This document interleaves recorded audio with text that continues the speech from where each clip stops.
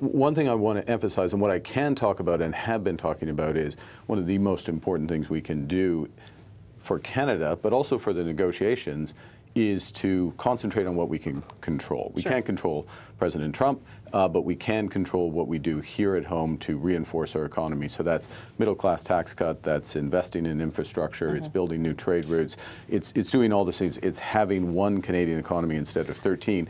And what I'm being more and more clear about is exactly how I would do that if I am selected. Let's talk about President Donald Trump. How would you handle him if, hypothetically speaking, you had a phone call with him today? What would that conversation be like? What would you say to him? Back off. One will never be the 51st state. We will bear any burden and pay any price to protect our sovereignty. You've proposed that big polluters pay consumers through a carbon credit market with the industrial pricing system. So you get rid of the carbon tax for consumers and you would put this in place instead. How would you ensure, though, that those costs aren't passed on to consumers? So there's a couple of things. First, and just to be clear, in terms of removing the consumer carbon tax, that also means we're removing the carbon tax for small, medium-sized enterprises, for farms and others, basically everyone up to 50 kilotons of emissions. So it's the large polluters that pay. What we're actually doing here is improving the market, improving how it functions, adding additional credits. And what's going to be new is a series of new incentives for households to reduce those emissions. It still sounds to me, though, that there's an opportunity for companies to pass that on to consumers. Well, just to be clear, them buying credits reduces their costs. It helps Canadians reduce their own emissions. Now, he's going to hide the carbon tax for 2 months right before the election so that it will not appear at the gas station. But after the election's over, he'll bring in a much bigger carbon tax. Let's take the example of the steel industry. So there's a carbon price on steel. Yes, that does show up in the cost, for example, of an automobile. Now, let's put this into proportions. If you look at a $25,000 or less car, the cost, if you replaced all the steel and it became green steel, which is an extreme version of what we're talking about here, it's less than $200 additional price. So it's something, but it's not much. You acknowledge that the consumer would pay more at some point. Well, the consumer is already paying more.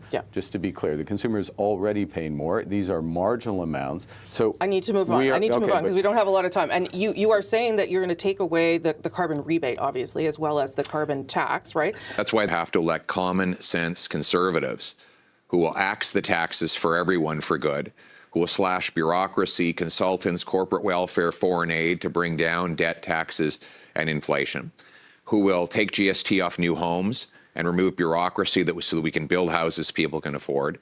That's what real change is, and only common sense conservatives can deliver it. So, and you're promising a middle-class tax cut. Who are you targeting? How broad is that, and how will you pay for it? First off, thank you for raising that, because one of the core points is we don't just say axe the tax and then walk away. Don't care about our companies, don't care about their competitiveness, don't care about taking away the rebate. That's what Pierre Poilievre does. Pierre Poilievre doesn't care about the implication of his actions. Well, he's going to give a tax cut as well. But listen to Pierre Poilievre yesterday, as you probably did. He didn't mention the provinces once. He never mentioned First Nations. He acted as if it's just his decision to fly in somewhere and decide which pipeline happened. Bring home production to this country, and that's what we will have. My common sense plan to unleash the production of our resources will allow us to be self-sufficient.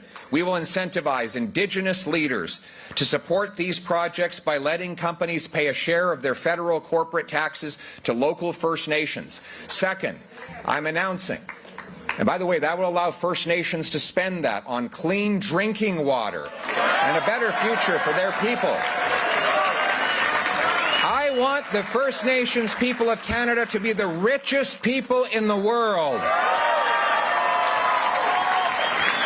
New trade partners. I mean, we sell 75% of our exports to the Americans.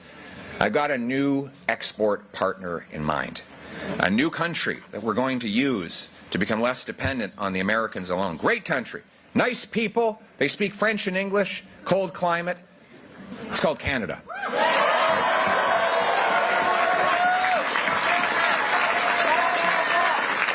Right now, we have tariff barriers between our provinces that are almost as big as the one that President Trump is threatening. That's why we sell twice as much to the Americans as we do to ourselves. This is madness, my friends. Within 30 days of becoming Prime Minister, I will bring together the premiers with the aim to remove the hundreds of pages of carve-outs and exemptions in the Canada Free Trade Agreement that slow or stop goods from moving from province to province. We must have the courage and the backbone to stare down eco-fanatics who will stand in the way and favor foreign oil instead. I stand with the 74% of Quebecers who support building pipelines to transport oil and gas.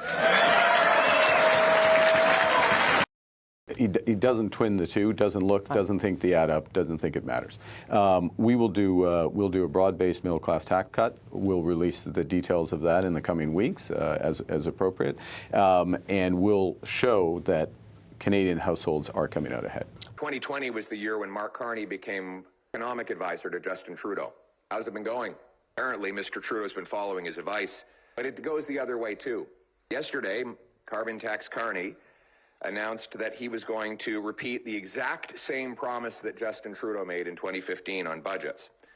Get this. In 2015, Justin Trudeau said, and I quote, he will run 3 small deficits, and that would fund the largest infrastructure investment in Canadian history to help the middle class and grow the economy. Will you balance the budget, and how quickly? A couple of things there. One of the things we're going to do later this week is go through our new fiscal, what I would propose as our fiscal rules.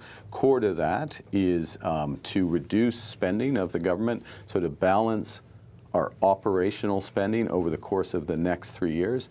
To be absolutely clear, what that means in terms of operational spending, it is all the programs that the government runs. It is the transfers to provinces, which, as you know, health and education transfers. It's transfers to individuals. It's debt service, which continues to increase as government goes up. So we will balance that over 3 years. Where we are willing to borrow is to invest and grow this economy. That is an absolute crucial point. So what has been the result? Well, those 3 deficits turned into 9 deficits. $25 billion of new debt turned into $700 billion of new debt. The debt, in fact, doubled in that time. And the middle class, 80% of them are paying more income taxes. None of them can afford a home. And we've had the worst economic growth in the G7. That is the result of the promise that Trudeau made 10 years ago. And now Mark Carney is promising 3 small deficits, which he says will somehow cause economic growth and help the middle class. My friends, this is deja vu all over again. Carney has the same advisors, the same MPs, the same ministers, and making the same liberal promises. There'll be a deficit. It is a fundamental difference between the approach the government has taken up until now. It is a fundamental difference between the approach of Pierre Poilievre, which is a trickle-down, thousand flowers. But there will be a deficit. It'll just be, you'll justify it because it's investing in the economy. Is that? Investing in the economy at a time when we absolutely have to build as a country. And let me be clear about what investing in the economy means. It means precious taxpayers' dollars catalyzing many multiples of private dollars to build homes, to build the new energy infrastructure, both conventional oil and gas, clean energy, to build out our new AI systems, and to build out new trade corridors, all of which are fundamentally necessary if we are going to grow this economy, irrespective of how President Trump is feeling on one day or another. Mr. Carney has not identified a single program from Justin Trudeau that he would cancel. On top of that, he has announced billions, if not tens of billions of dollars of additional spending he would tack on top of the current Liberal government's spending. My friends, you cannot get a change from the Liberal government. A 4th Liberal term in office will be just like the previous 3. You talk about building new infrastructure, including pipelines. Do you support the idea of a west-east pipeline? Look, I support the concept. We need to be strong here at home. Under Carney, you know, he supported Trudeau's decision to block pipelines and resource jobs in Canada while he invested in American coal and moved his headquarters from Canada to New York City, just like Trump wanted. We, as a nation, need to build some new pipelines for conventional energy. There are several options that are on the table. Some of them are quite advanced. Others of them are not. Energy East, to use that term, has not progressed that much. It could restart, but there's not currently a sponsor. There's not progress there. Would your government be a proponent of that pipeline if it were to start again, given that the government bought a pipeline in the past? A couple of things. One is that what my government would do is, and we've signaled this very clearly, we would use extraordinary powers of the federal government in order to accelerate the approvals for such pipelines, to accelerate the approval for clean energy. First and foremost, for free trade in Canada. We need one economy here, not 13. But secondly, and relatedly, is to advance some of these major projects. Let's decide which ones we want to build, and then let's get on with building. You've been talking about Mark Carney at recent events, saying that he accusing him of sneaky accounting, posting about him on social media. And you've also said that you would eliminate the deficit. When do you think you would be able to do that? I'll be reducing the number of bureaucrats. They've doubled the budget for corporate welfare. I will be cutting that.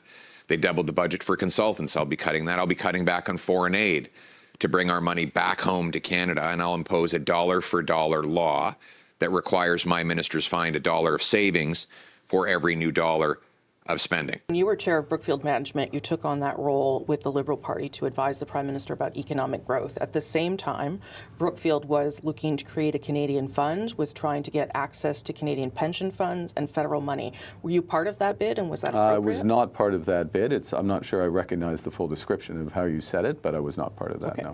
You resigned from more than 20 corporate boards, I think? Not corporate boards. Most of those boards were philanthropic or charity. You are not yet subject to ethics requirements. I don't have any power, Rosie. No, but would you put anything out there for Canadians to better understand your business dealings and your financial picture before you're elected? Obviously, I'm going to comply with all the ethics guidelines, conflicts of interest guidelines, blind trust. But during an election, before you have a seat, would you be willing to show Canadians what they're dealing with and what you've been dealing with? Well, let's be clear. Yeah. Okay. I was UN Special Envoy for Climate Action. I was chair of chair of Brookfield on a number of philanthropic boards and did a lot of charity and other work. So that's all disclosed in the public domain. I will immediately subject myself, if I am elected Liberal leader, of course I'm going to immediately subject myself to all the ethics guidelines, conflicts of interest guidelines, other guidelines in order to pursue. You've been part of, in all of these various jobs that you've had, in some pretty elite circles, royals, celebrities, world leaders. Do you feel like you, in that position, understand what Canadians are going through right now in terms of their cost of living? I think, yes. I mean, I understand that Canadians, the average income, household income in Canada is $70,000. There's been a huge increase in the price level over the course of the last 5 years. Groceries more expensive. Housing has outstripped the ability of most younger Canadians to save for deposits and get on the housing ladder. So I understand that. What the advantage of my experience as an investor as well is I know what to do about it. I know how to change it. You have to understand what's going to drive investment in this economy. I'm here because I have that experience, because I know how to manage crises, because I know how to grow economies. But why should Canadians believe that you're up to this job? Well, it's a decision. Canadians will, first off, my first job is to be elected leader of the Liberal Party. So members of the Liberal Party will decide who they want as their leader, and I'll be elected by or not by those individuals. Then Canadians, in short order, will get a decision whether or not which government they want to return to Ottawa.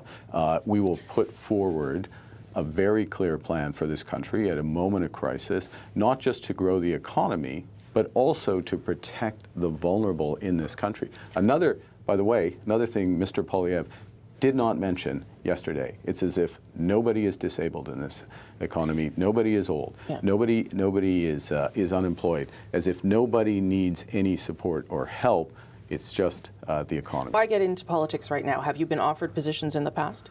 I have been offered positions in the past. I was offered, for example, Prime Minister Harper asked me if I would be his finance minister in 2012. It wasn't appropriate to proceed with that. I didn't. Why wasn't it appropriate to proceed with that? Well, I was governor of the central bank at the time, and I didn't feel that it was appropriate to go directly from being governor into elected politics. Why am I here now? Because we're in a crisis. This, for better or worse, my career, my experience prepares me for this moment. Why should Canadians believe you'll do anything differently, though, than Justin Trudeau? You've advised him. You've given him advice. You've been a Liberal. So what is going to be markedly different here? Well, there's several things. First, you started by a few moments ago mentioning that I had 20 different responsibilities. I had 3 full-time jobs. How much time do you think I spent advising the government, quote unquote? Well, if you listen to Conservatives, you were doing it all the time. Well, yeah, if you listen to Conservatives, you think a lot of things that are wrong. We're very different people, Prime Minister and I. We have different backgrounds. I was born in the Northwest Territories. He was born in Rideau Hall. I'm a hockey goalie. He's a snowboarder. I focus on the economy. He has had a different focus for Canada. I think we have the same values, and we're trying to achieve the same. But this moment where we have to get our economy not just on track, but build it to be the strongest economy in the G7. And the other thing that's, if I may, I think is different between him and I, is my experience in all these different organizations and things over the years is the importance of team. The importance of delegating authority, bringing the team along. We've got a lot of experience on the Liberal bench. I want to draw on that experience. I want to add to that experience and bring in outside expertise. There's some big differences, and there'll be big changes because the moment demands big changes. Once you've said that Canada is broken, now in the wake of the tariff threats, of the threat of becoming the 51st state, do you still think that Canada is broken? I think the Liberals have broken everything. They broke our housing market by doubling housing costs. They broke in the household budgets by raising carbon taxes and income taxes. It is patriotic to point out what is broken so that you can fix it. I mean, Liberals, they're trying to gaslight Canadians into saying, if you point out any of the problems that they caused after 10 years in power, you're unpatriotic. I'm sorry, it doesn't work that way. Patriotism is about having an honest conversation about the enormous damage the Liberals did to this country. Conservatives will put Canada first, and that means fixing what Liberals broke.